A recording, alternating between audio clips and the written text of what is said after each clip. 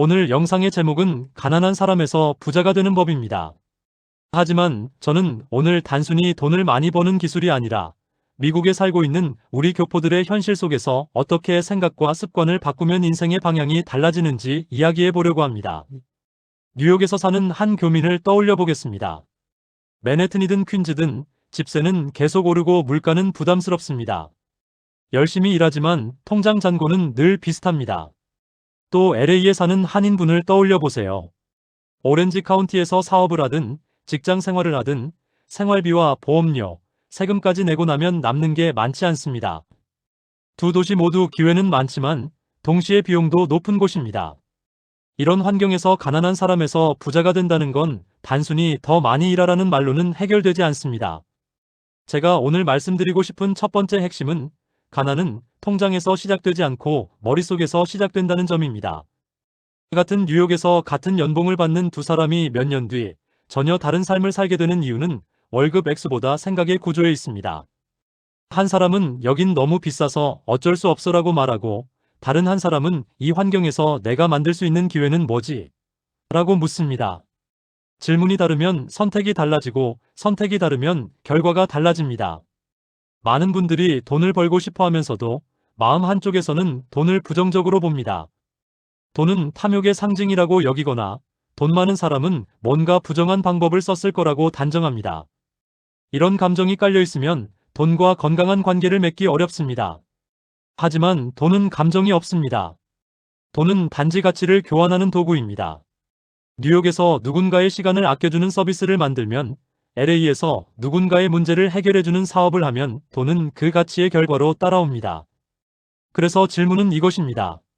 나는 지금 어떤 가치를 만들고 있는가? 단순히 시간을 팔고 있는가? 아니면 문제를 해결하는 능력을 키우고 있는가?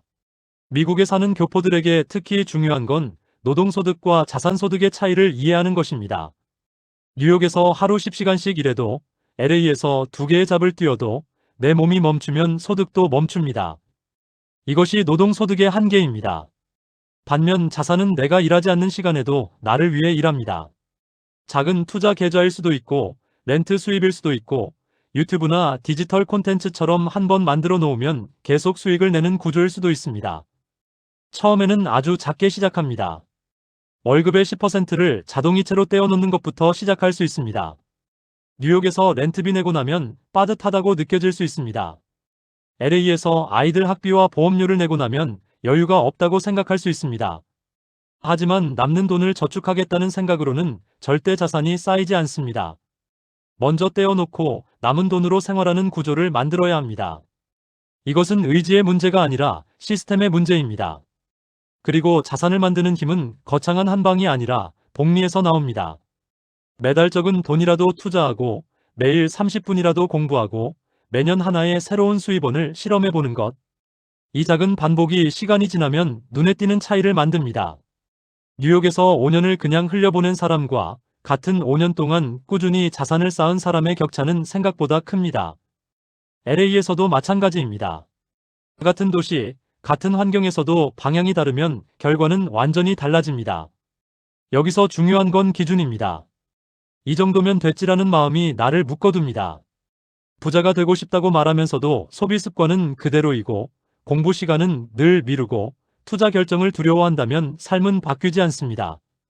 기준을 조금만 올려보세요.